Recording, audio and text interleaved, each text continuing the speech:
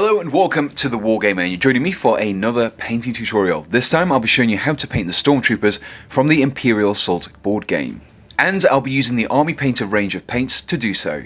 So here we have the Stormtrooper I'll be painting in this tutorial, and as you can see, I've primed it white. Now this is because the majority of the miniature will in fact be white, so it just makes a lot more sense to prime the miniature in the majority colour. Now the next step is going to be to pick out some of the details on the Stormtrooper. So first of all, we'll be using matte black, followed by dungeon grey.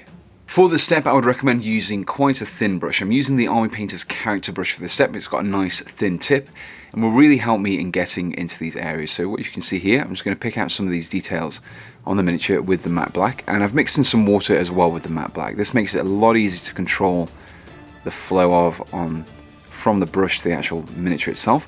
Now if you need some reference points for which areas to paint black, there's plenty of stuff online that you can find on exactly which areas, but you're going to be looking at mainly this band across the forehead, the eyes, the vents on the actual helmet itself, and pretty much all of the gaps in between the armor panels as well. Now I do recommend being extremely careful and taking your time with this step, because you don't really want to overspill onto the white areas, but if you do, you can quite easily touch them up using matte white. So once you've painted all the black areas on the miniature, we can now start applying some dungeon grey. Now this is going to be a two-stage approach. First of all, we want to pick out some of the details on the miniature itself. Now around the helmet, there is a small section just above this band here. You can just about see an inset section there. We're painting the dungeon grey inside of that section there. We're also going to be focusing on some of the vents at the sides of the helmet as well. So these just need a small line of dungeon grey to cover these vents. Now once you've filled in the details on the actual helmet itself, you can now start highlighting the black areas that we painted in the previous step. So with just a thin brush again, the character brush I'm using here, just want to very carefully drag the brush along some of these black areas that we picked out previously. And this just creates some nice highlights and really brings out detail on the black areas of the miniature. With the black areas of the miniature completed, we now have something which better resembles a Stormtrooper. So the next step is going to be to pick out some of the white areas on the armor. Now first of all, we want to create a mixture of dark tone ink and quick shade mixing medium, and then we're going to be applying some matte white over the top. For this step, I've created a mixture of dark tone ink and the quick shade mixing medium. Now this is because what it will do is it will thin down the dark tone ink, so when we apply it over the armor, it won't be quite as strong. And as you can see, as I do over here, it's a lot lighter than a normal armor. And if I just remove some of the excess actually with my brush here, you can see that mainly what we want to do is we want to make this pool into the recesses, and you can just remove some of it with lightly with your finger as well. You can see this brings out some of the detailing in the armor as well. Now the reason why we mix in the actual mixing medium as opposed to water is because it keeps the same consistency. If you mix in just water, it'll tend to pool into the recesses where we don't really want it to. It'll flow off the armor. It won't really behave in a controllable manner. So we use the mixing medium, and it keeps the same consistency going across the armor. With the dark tone ink wash completed, we now have an armor which looks a lot more detailed than it did before.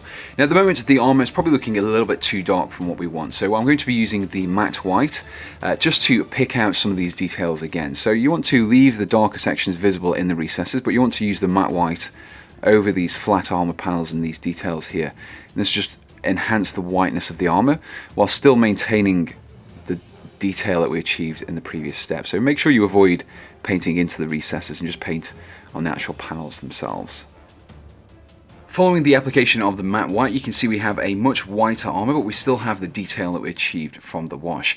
Now you could leave your Stormtrooper as he is at the moment, so you don't need to progress any further, but personally I would like to add a little bit of battle damage to my armor. So for this step I'll be using Necromancer Cloak.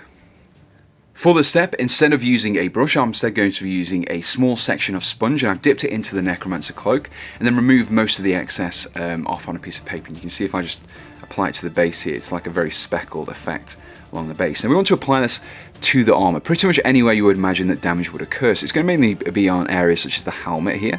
We just want to apply some small speckles like so. And if you build up a small amount and then kind of extend it out very lightly, it kind of looks like scorch marks from laser blasts and other items. So I'm going to be applying some along the legs down here, like so. And then pretty much anywhere on the miniature you would expect this damage to occur.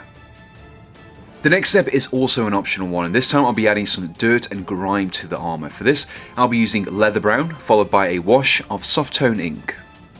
In much the same way as we apply the battle damage to the armor, I'm going to be applying the leather brown with the sponge here, and I'm going to be focusing this around the bottoms of the legs ideally. We want to just build up the layers gradually, and this will just create the effect of mud and dirt has accumulated on the white armor around the legs.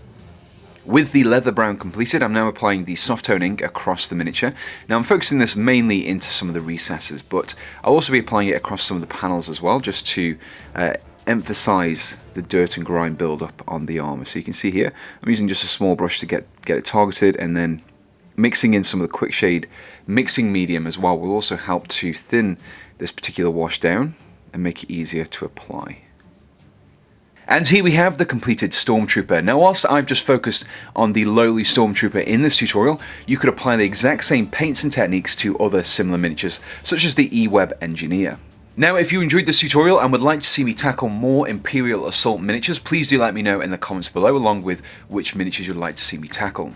Additionally, make sure you subscribe to be kept up to date with all my future videos, and also check out my Facebook page, which you can find a link to in the description below, which will keep you up to date with all the projects that I'm currently working on. And finally, if you'd like to support me in making future content, you can do so by checking out my Patreon page, which you can also find a link to in the description below. From there, you can donate to me from as little as $1 a month, which just really help me in producing future videos.